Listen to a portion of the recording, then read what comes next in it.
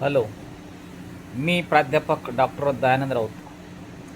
आता जो जातीय उपवर्गीकरणाचा जो मुद्दा चालू आहे, त्याच्यामध्ये काही समुदाय म्हणतात की उपवर्गीकरण झालंच पाहिजे आणि काही समूहाचं असं म्हणणं आहे की उपवर्गीकरण हे झालं नाही पाहिजे. तर याच्यात सर्वात महत्त्वाचा मुद्दा असा आहे की माझंही मत तेच आहे की उपवर्गीकरण झालं नाही पाहिजे. अनुसूचित जातीला 13% आरक्षण आहे आणि बघा, अनुसूचित जातीमध्ये 59 जाती आहे. 59 जातीचे 4 वर्ग केले तर अ, ब, क, ड, ई, तर त्याच्यामध्ये साधारणत एका वर्गामध्ये 15-15 जाती येतील आणि 15-15 जातीच्या संदर्भात 13%चं जर विभाजन केलं तर याच्यामध्ये 3-3% साधारणतः एका समूहाला, म्हणजे 15चा जो जातीचा गट आहे त्याला 3% आरक्षण मिळणार. किती मोठी तफावत! 13%वरून आपण 3%वर येत आहोत. काय तो उपवर्गीकरण करा, त्यांना तेच पाहिजे आहे. अनुसूचित जातीमध्ये फूट पाडायची आहे, त्याच्यामध्ये वर्गीकरण करायचं आहे आणि यांची कशी अधोगती झाली पाहिजे हा सर्वसाधारणपणे सरळ हेतू याच्यामध्ये दिसून येतो. पण आपल्याच लोकांना काही हे कळत नाही आहे. काय तर फक्त बौद्धांनी प्रगती केली, त्यांनीच आरक्षणाचा लाभ घेतला. अहो, तुम्ही शिका. 13%मध्ये मातंग समाजाचे, चांभार समाजाचे, इतर जातीच्या समाजाचे लोक जर 13%मध्ये 6 आले काय आणि 8 आले काय, त्याच्यावरून कोणी नाव ठेवत नाही की मातंग समाजाचेच 8 पोरं 13%मध्ये नोकरी लागले. पण काय शिक्षण नाही तेवढं, फक्त वर्गीकरण पाहिजे. आणि काय तर बौद्धांनी आमचं आरक्षण खाल्लं, हे असं नसते. काय कुटील डाव काहीच ओळखायचं नाही, काही नाही. तात्पुरतं फक्त मोर्चे काढायचे, कोणी म्हणते आहे म्हणून. आपणच आपली अधोगती करत आहोत. आपल्यातच फूट पाडण्याचा हा खूप मोठा डाव आहे आणि आपल्याला तो समजत नाही. ही आपली खूप मोठी नासमज आहे. आणि म्हणून ह्या जातीय उपवर्गीकरणाला, या 59 जाती आहेत, या सर्वांनीच त्याला हे केलं पाहिजे, विरोध केला पाहिजे.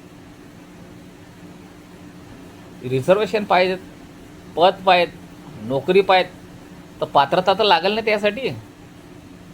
शिकायचं काही नाही आणि नुसतंच पद पाहिजे असं नाही चालत भावा. शिकावं लागेल, डिग्री घ्यावं लागेल, मेरिटमध्ये यावं लागेल, स्पर्धा परीक्षा द्यावं लागतील, त्यासाठी अभ्यास करावा लागेल. आणि एवढा अभ्यास करून जर 3% प्रत्येक गटाला आरक्षण मिळणार तर 3 पोरं लागणार. 13%मध्ये कोणत्याही समुदायाची कितीही मुलं लागू शकतात जर त्याच्यामध्ये टॅलेंट असेल तर. पण नाही, आपल्यात आपणच काही गरळ ओकू राहिले की नाही आरक्षण झालंच पाहिजे. एक कोणीतरी तो त्यांना अजगरावर पाय देऊन उभा आहे आणि इकडं अबकडचा हातात घेऊन वर्गीकरणाचा ते हे आहे, एजेंडा आहे. काय कसं होणार? कधी ओळखणार आपण हे?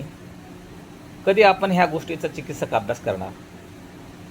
आणि त्याच्यामुळं सर्व 59 जातींना माझी विनंती आहे की जातीय उपवर्गीकरणाला कडाडून विरोध करा. सर्व गोविंदाने राहूया. ज्याच्यामध्ये जेवढा दम त्याचे मुलं लागतील. बौद्धाचेच नाहीत लगातार, ते अभ्यास करतात. ते 12-12 घंटे, 18-18 घंटे अभ्यास करतात. डॉक्टर बाबासाहेब आंबेडकरांचा विचार घेऊन ते पुढे जाण्याचा प्रयत्न करतात. पण आपण याच्यातच हे झालं.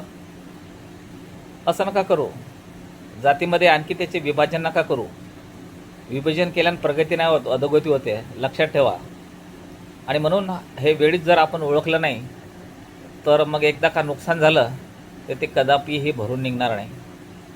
आणि म्हणून माझं कळकळीचं विनंती आहे सर्वच समुदायांना की ह्या उपवर्गीकरणामुळे कोणत्याच जातीला फायदा होणार नाही.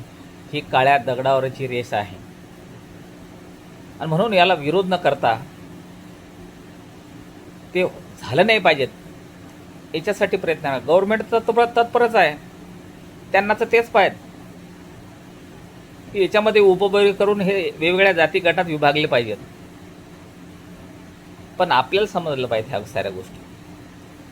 आणि म्हणून सांगतो मित्रांनो, कोणत्याही जाती धर्माचा ह्या 59 जातीमधला कोणताही व्यक्ती असेल, काही जातींनी तर त्याचे वर्गीकरणासाठी मोर्चे पण काढले आहेत, आंदोलनं पण केले आहे.